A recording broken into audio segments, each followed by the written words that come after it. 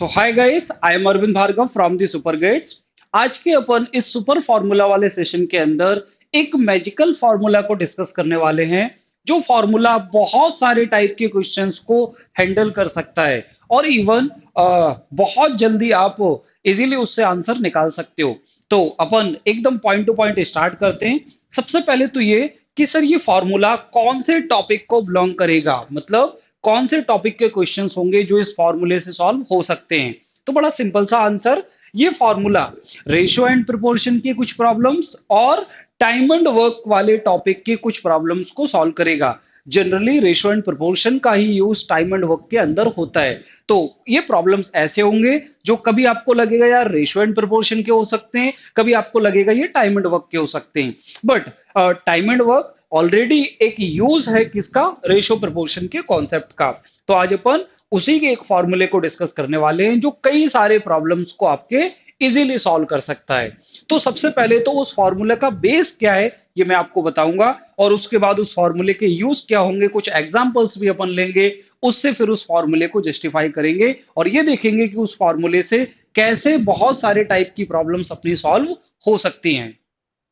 तो इस फॉर्मूले का जो बेस है वो मेनली ये है कि डायरेक्ट और इनवर्स प्रोपोर्शन वाला जो कॉन्सेप्ट होता है कि भाई दो क्वांटिटी एक दूसरे से डायरेक्टली रिलेटेड होती हैं तो उनका रेशियो कांस्टेंट होता है, और दो क्वांटिटी एक दूसरे से इनवर्स रिलेटेड होती हैं तो उनका प्रोडक्ट कांस्टेंट होता है। इन दोनों चीजों के कॉम्बिनेशन से कुछ क्वांटिटीज आपस में डायरेक्टली रिलेट हैं और कुछ क्वांटिटीज आपस में इनवर्सली रिलेट हैं। अब ये फॉर्मूला मैंने सामने लिखा हुआ है। सबसे पहले तो ये रिलेशन फाइंड होता है डायरेक्ट और इनवर्स प्रोपोर्शन की हेल्प से। क्या? मैन, डेज, आवर्स और वर्क, ये रिलेशन कांस्टेंट होता है। अब आप इसको देखकर बहुत इजीली समझ सकते हो कि वर्कर्स के साथ जो उनका टाइम है, चाहे वो डेज में हो चाहे वो आवर्स में हो, वो आपस में इनवर्स प्रोपोर्शनल होता है। मतलब जितने ज्यादा वर्कर होंगे टाइम उतना ही कम लगेगा। तो मैन के साथ एम किसको डिनोट कर रहा है? मैन, वर्कर्स, चाहे वो मैन विमेन कुछ भी हो, बट रिप्रेजेंट कर रहा है वो वर्कर्स को। डेज और आवर्स उसके लिए डी एंड एच, ठीक है। डेज एंड आवर्स ये किसको रिप्रेजेंट कर रहे हैं? टाइम को। तो मैन के साथ डेज एंड आवर्स आपस में कैसे रिलेट होते हैं? इनवर्स, इसीलिए वो उसके साथ प्रोडक्ट में है।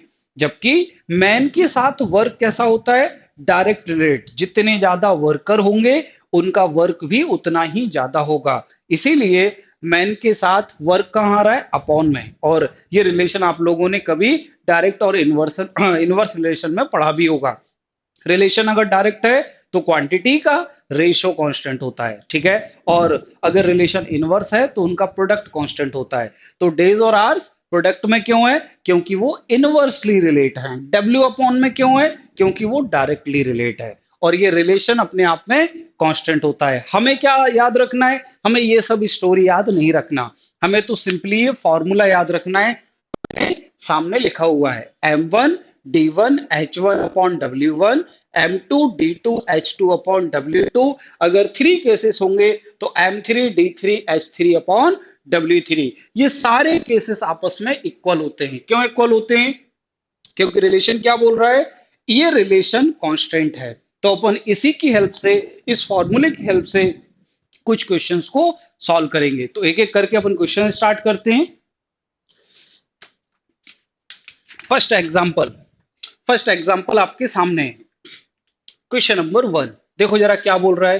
क्वेश्चन नंबर 1 में आपसे बोल रहा है बहुत सिंपल सा कि 40 मैन है 20 मीटर हाइट की एक वॉल को कितने डेज में रेडी करते हैं? 15 डेज में।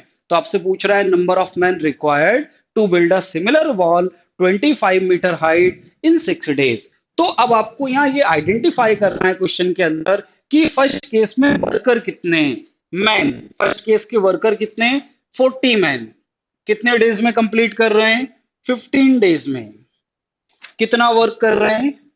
वर्क की जो हाइट गिवन है 20 मीटर हाइट, वॉल के लिए हाइट गिवन है। फिर क्या पूछ रहा है? Number of workers required. तो सेकंड केस का वर्कर आपको फाइंड करना है M2। कितने डेज में कंप्लीट करवाना है second work? Second work I think 6 days में, यस। और उनका जो वर्क है वो क्या है? 25 मीटर हाइट। तो आपके पास अगर सिंपली देखो तो M1 है D1 है, W1 है, M2 फाइंड करना है, D2 और W2। सर यहाँ H1 कहीं नहीं दिख रहा, टाइम आवर्स में कहीं नहीं दिख रहा। बिल्कुल, यहाँ डेज में टाइम है, आवर्स में नहीं है, और जो वैल्यू आपके पास नहीं है उसको इग्नोर कर देना है। H1 H2 नहीं है, कोई प्रॉब्लम नहीं है, उसको इग्नोर करो। जो वैल्यूज हैं जस्ट उनका यूज करो। तो देखना इधर ध्यान से, M1 D1 H1 upon W1 M2 D2 H2 upon W2। क्या क्या गिवन है? M1 कितना 40, D1 कितना गिवन है 15, H1 नहीं है, W1 कितने मीटर हाइट है 20 मीटर, वर्क 20 है, M2 सेकंड वर्कर हमें फाइंड करना है, D2 6, H2 नहीं है, W2 कितना वर्क है 25। अब इजीली अपन इसको क्या कर सकते हैं, कैंसल करके सॉल्व कर सकते हैं। अगर आप 20 से देखो तो 20 से 40 डिवाइड हो जाएगा इजीली, यस 2 टाइम्स पक्का। और 25 यहां चला जाएगा, ये देखो जरा 36 M2 अपॉन 25। तो यहां से M2 की वैल्यू आपके पास इजीली आ सकती है। ठीक है, 6 से 5 30 और ये आ जाएगा 125। कौन सा ऑप्शन दिख रहा है आपके पास? I think option B correct दिख रहा है।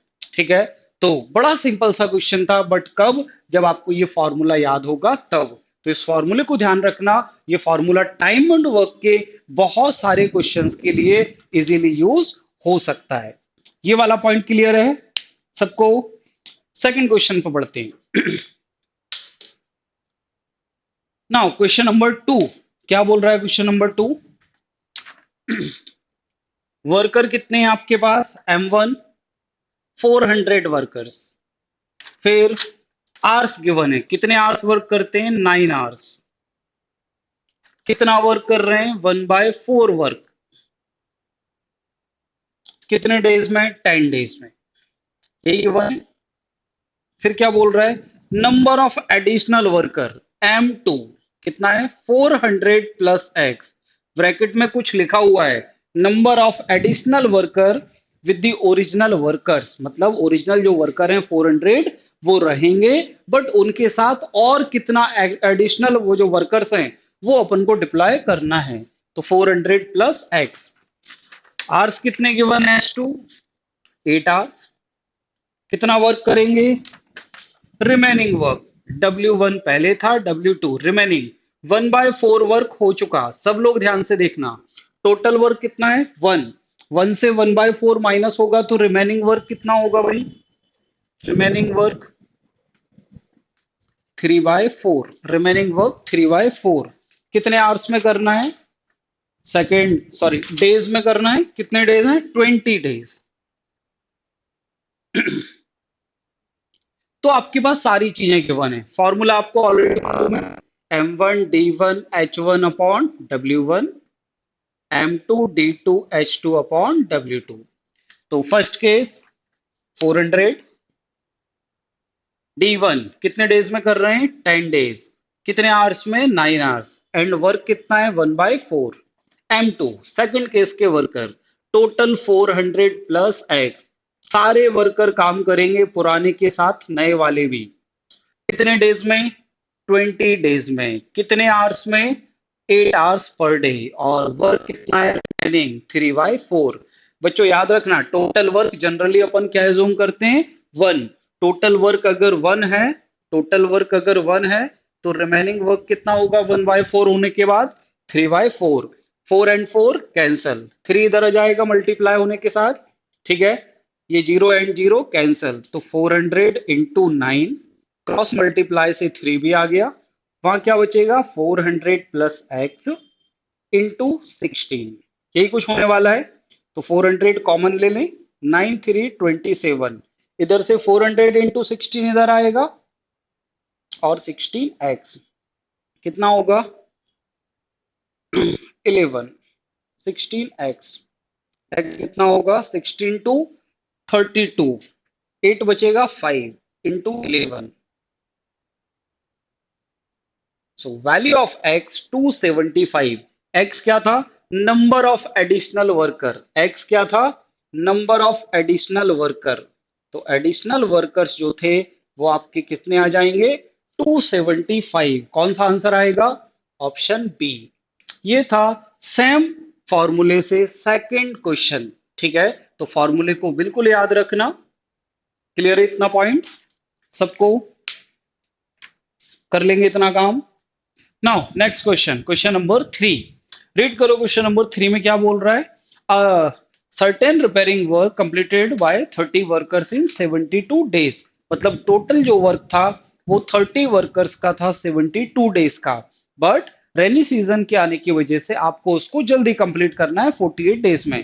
तो आपसे पूछ रहा है how many more workers would be needed to complete the task. तो बड़ा सिंपल सा काम है थर्ड क्वेश्चन में भी, कि आपके पास इनिशियली कितने वर्कर्स हैं? M1 30 वर्कर्स, और कितने डेज में वर्क करवाना है? 72। बट सेकंड केस में 30 वर्कर्स के साथ में और वर्कर्स को ऐड करना है 30 प्लस एक्स, एंड कितने डेज में करवाना है? 48 डेज में वर्क कंप्लीट करना है। तो बिल्कुल वही काम, M1 D1 M2 D2। Sir H और W क्यों नहीं लिख रहे हैं? क्योंकि ना तो आर्स का डिस्कशन है और ना वर्क का डिस्कशन है, दोनों चीजों का कोई डिस्कशन क्वेश्चन के अंदर नहीं है, तो अपन उसको फिर नहीं करेंगे। M1 D1 M2 D2। तो फर्स्ट केस के worker 30, D1 72, second worker 30 plus x, कितने डेज? 48। अब इजीली इसको सॉल्व कर सकते हैं। ठीक है, 48 24 से डिवाइड हो जाएगा, 3 2, so this is 90, 30 into 2 60 plus 2x, so this is 30 2x, x equals to 15। so how many more workers needed? Extra जो वर्कर्स लगेंगे वो कितने लगेंगे? 15। कौन सा आंसर होगा? Option B. कौन सा आंसर होगा? Option B. क्लियर है थर्ड? सेम आपके पास फोर्थ के लिए भी कुछ गिवन है। क्वेश्चन नंबर 4 देखो सामने, 4 भी कुछ ऐसे ही बोल रहा है। During the summer vacation 40 rooms of a school were given to painted on a contract in 2 weeks. ठीक है, फॉर दी 30 पेंटर्स। तो वर्कर आपके पास गिवन है, टाइम गिवन है, और 40 रूम्स गिवन है। 40 रूम्स क्या होंगे? उसका वर्क होगा। ठीक है, बट क्या बोल रहा है? However 20 workers come for the work. तो आपसे पूछ रहा है how many weeks will they take to complete the work.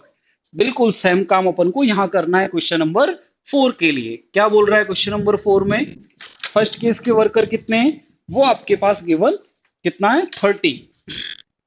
30 workers M1 कितने वीक्स में काम कर रहे हैं? टाइम कितना है? 2 वीक्स। 2 वीक्स मतलब 14 डेज। कितना वर्क? 14 रूम। फिर क्या बोल रहा है? 20 वर्कर्स, सेकंड केस 20 वर्कर्स, कितने वीक? X week. बट इधर जो डेज था, जो टाइम था वो डेज में है, ये 14 क्या है? डेज। 2 वीक्स, तो ये भी डेज में हो गया। कितने रूम? वही सेम रूम 40।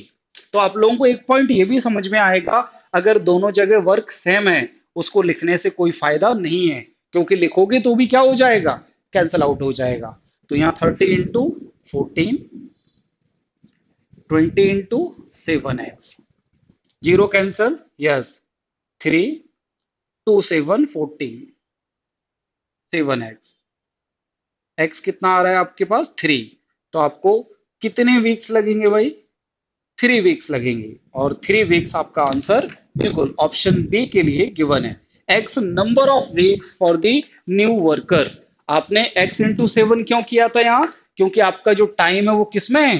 डेज में है। ये टाइम जो लिखा हुआ है वो किस में है? डेज में है।